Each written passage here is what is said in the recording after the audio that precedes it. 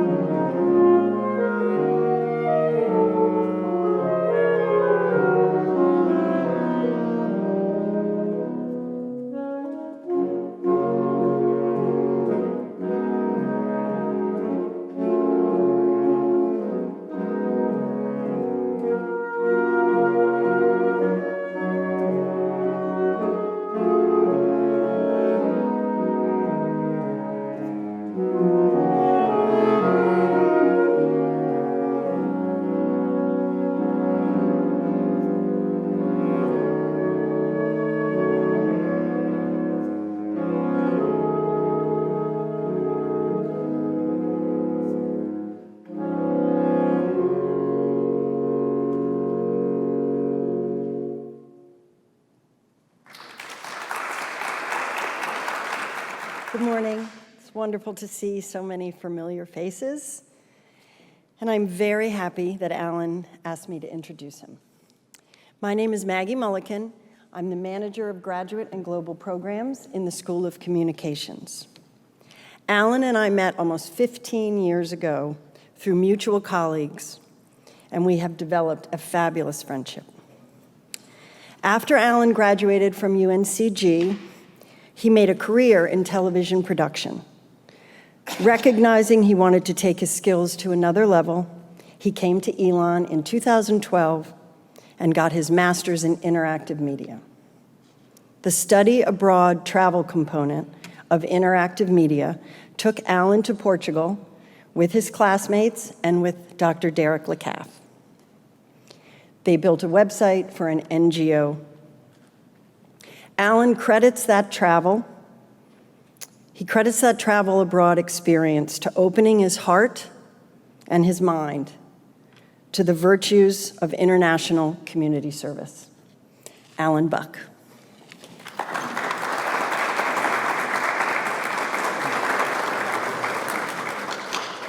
Thank you, Maggie, for that wonderful introduction. I appreciate it.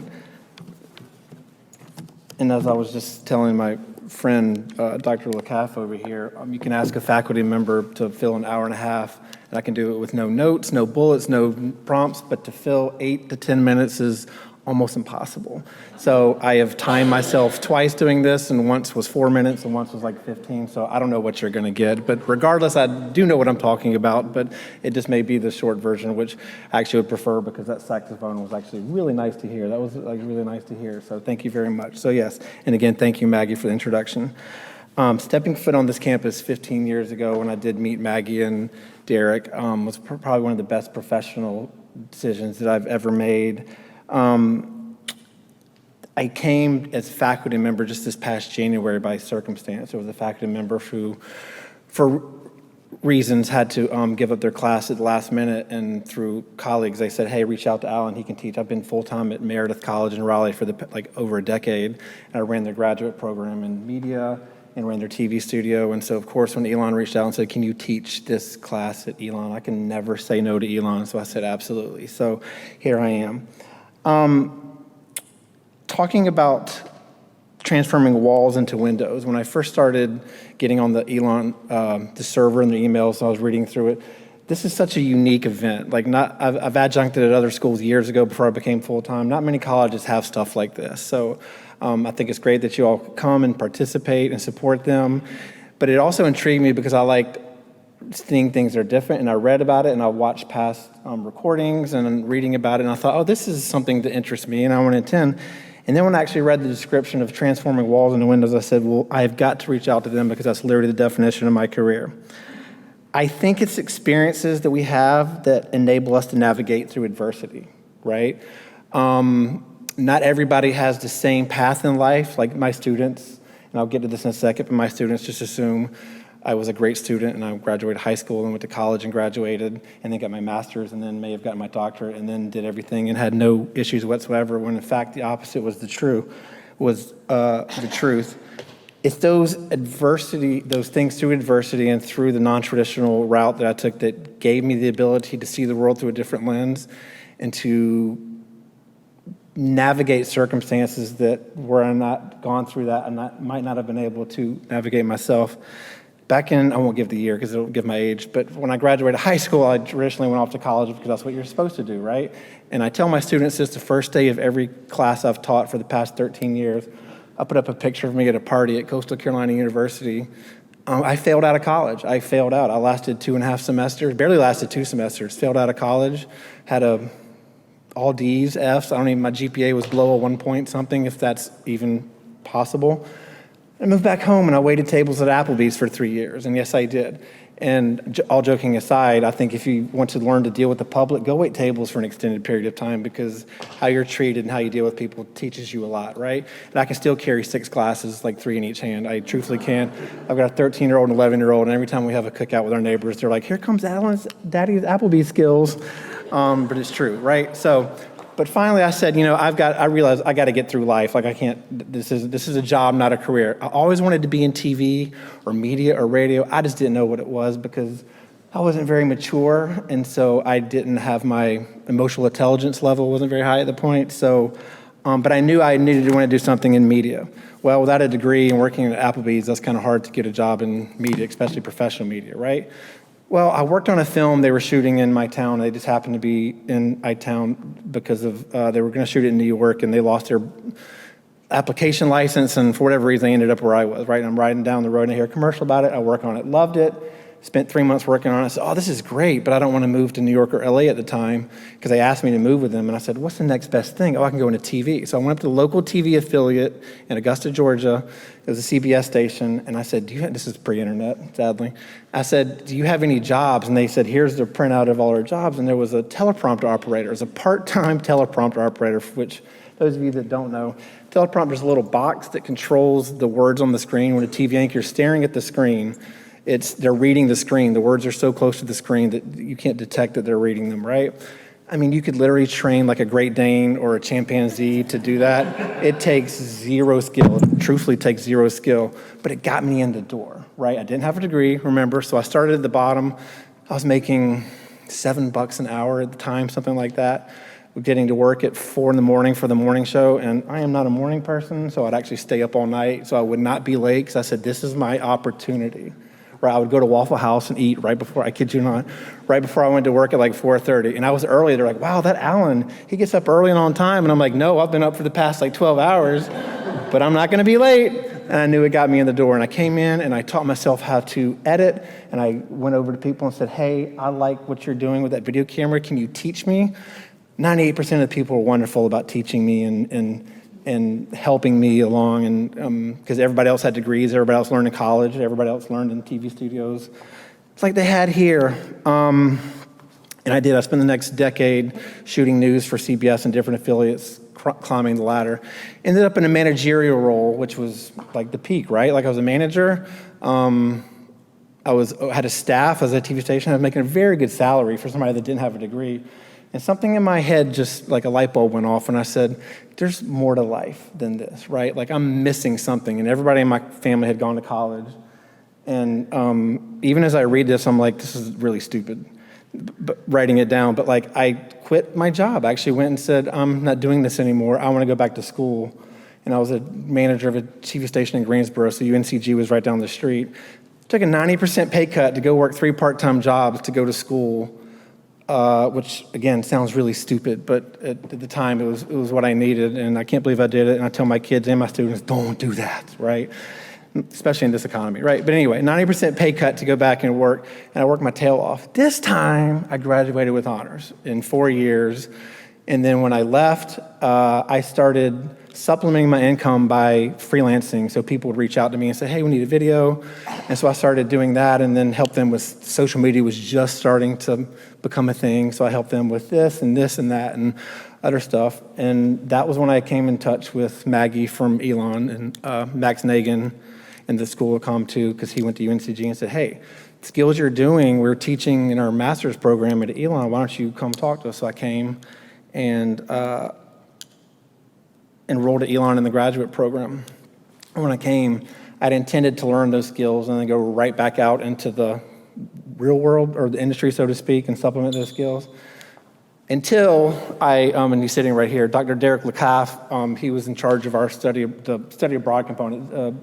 Master's program had a flying component where we flew in for 10 days and did media for all in NGO. We did their website, the video, pictures, the coloring book for kids. I mean, you name it, we did it, and we spent 12, 15 hours a day, every day, for a solid week working with that nonprofit, and it was life-changing. It truthfully was, and I'm not just saying that, and you didn't even know I was going to say that, but that was phenomenal, and it was one of those keystone moments in my life where, like, this is good, because it showed me that, hey, I can help people with this, because most nonprofits don't have money for videos, because video is very expensive. I mean, it's like around $1,000 a minute.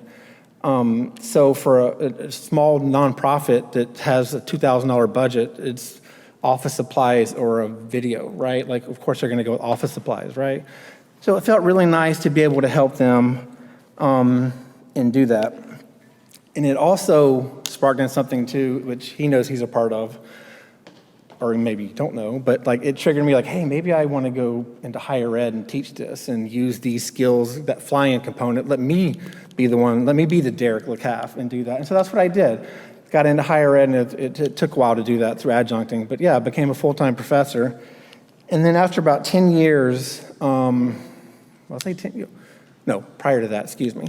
So after getting full-time at Meredith, I knew that I could create my own path, okay? And so I don't know if you know what a Fulbright is, but a Fulbright is fairly prestigious honor given by the U.S. government, the U.S. State Department, to travel abroad and to do something. Well, this is exactly what I did. I did a project abroad. And now this is why I asked to talk, because from this point forward that is the wrap up for like what I'm talking about. When you apply for a Fulbright, and I found out during COVID too, so that was a very weird time to travel and to do stuff. You know, if you get a Fulbright, you hope for Italy, like a first world country, right? And so I got paired with the University of Eswatini, Eswatini is a very small country in southern Africa. It's almost completely surrounded by South Africa. Citizens are all live in poverty. I mean, it's not something you want to write home about. But I said, okay, this is it. I'm gonna go do this. And so when I went down there, it did not go according to plan. Okay, let's just say that. I was luckily where they gave me two 3-week travels. So instead of going once, they wanted me to go for like a month and a half, and I said, I can't do that, I got kids. They approved 2 travels, right? So right before I'm supposed to go, if you Googled Eswatini, right before, all this rioting would pop up. There was this uprising. During COVID, a lot of the citizens saw, and I'll be careful what I say, a lot of the citizens saw that the government had more money than they did, and they were realizing the disparity of wealth over there. And so, of course, they did what was expected of them. They had, some protests, and they wanted to speak up about becoming a little more democratic society through media, because they were just now getting their phones sitting at home during COVID, right? So there actually became an uprising. It was sad. Policemen got shot. A couple people died. But this is my mom at home Googling Eswatini, and that's what pops up, right? So because people are getting shot and killed and fires and cars on fire and all that stuff, they pushed my trip back, which is fine, no big deal, right? So they pushed it back for a year. Didn't really think of that it shouldn't have been on the anniversary until we get there. But when I get there, a year later, it was on the anniversary. And when I get there, I was supposed to have had this housing and this food and all this stuff. It sounds like I'm spoiled, like you need all this stuff, but that's part of the agreement with Fulbright is that you get all this stuff. I get there, the house had no electricity, which means no internet. And I didn't want to sound like a spoiled, like American rich white guy, like I need my internet. But no, I needed my internet, right? And they had internet there. There was one bowl, one fork, one spoon. There was one pillow. There were no sheets. And I felt really bad, and it was my cultural training that got me through this. There was a gentleman who lived down the street in that complex. He was helping tourists. And so I said, I'm not going to say anything bad about this place because he lives here. I'm going to do it politely and step outside. But I was mad. Like, I was really mad. I was like, this is not what it was supposed to be. Also, because of the anniversary of the riots, they closed campus, and so there were no students there. Campus was closed. They had armed guards in front of the campus. And I said to myself, faculty members look forward to receiving a Fulbright. It's a nice honor to have. You want it to go well, and mine was not going well. And I said, this is just like, without sounding spoiled, I also wanted it to be a good experience, but I said, this is just not good. So I stepped outside and I said, I'm sorry that this, we gotta have different arrangements. Like, I have to have, like, I'm helping you with your media stuff. I need the internet. Stayed at a hotel. But anyway, 2 weeks was just it was a bad 2 weeks, okay? But it was when I got home, I realized, because I knew I was coming back, that I had to have a mindset change, right? Like, I was like, I've got an opportunity. I need to make the best of it. There's absolutely nothing I can do. I thought and told them, anybody else would have quit after like a day. They wouldn't even stay the 2 weeks. Found out later, that's exactly what happened before. The last person lasted 4 days and they quit, right?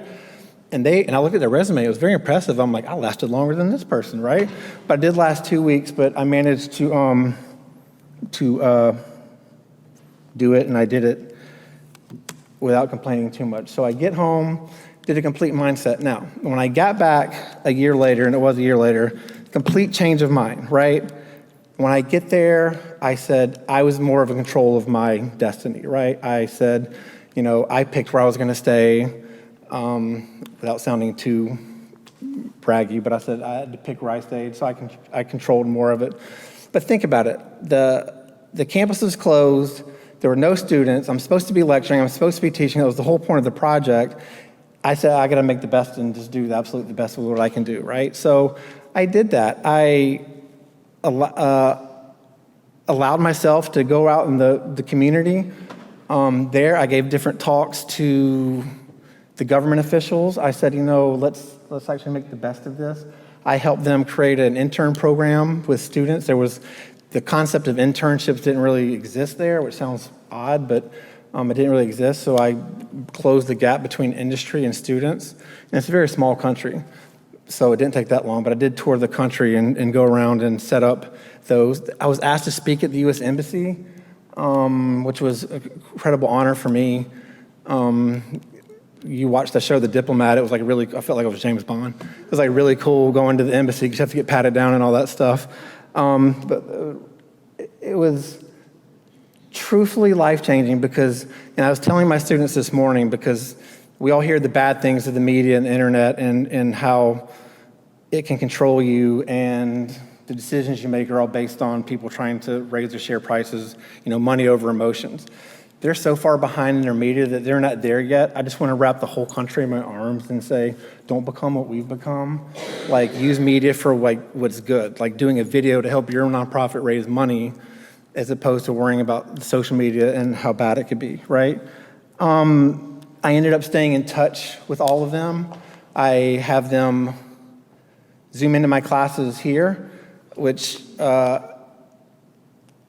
my students here love just as much as they do there, which I think is phenomenal. I just say all that to say, because of how bad the first trip went and how bad the details were with me being there, it could have easily gone wrong. And I've actually found out that there's been another Fulbright person that's gone there, and they had a similar experience as the first person. So I don't know, they need to figure something out to make sure it doesn't happen again, right? But regardless, it was not because of traditional means that got me to stay where I was. And funny story I'll end on, even with the bad logistics and all that happened, and working day in and day out, on weekends they give you time off to go explore the country and do whatever you want. And I wanted to go on a horseback safari. I don't know if anybody's been on a safari in Africa. It was truthfully one of the most amazing experiences ever. But when I show up to get the horse, they come over and they bring out a scale. I'm like, is this like an African thing? I don't know, and had to step on a scale. And they go, I'll be right back, sir. And they walk away, and I'm left standing there for 10 minutes. And they came out and they basically told me I was too fat to ride a horse. And not so many words, they really did. So apparently I weigh more than the traditional average size Eswatinian. And so there was a weight gap, but that did not it stopped me from wanting to ride the horse. I stood in front of the window. I was only 2 pounds overweight. I was 2 pounds over the limit. I stood in front of the window and started doing jumping jacks, in front of the people. I started doing push-ups. I ran a couple laps. And they said, all right, we'll let you ride your horse. We assume you just lost 1 pound, right? But I say all this just to say that it was just an amazing experience, and that having to work really hard to get into TV and really hard to get into media and really hard to prove myself, that had I taken the traditional route, none of that would have been possible, right? So I encourage all of you to try something different, to listen to different people talk. I love my students here, but if I had a choice to talk to my students here or my students in Africa, I'd take my students in Africa. So thank you very much.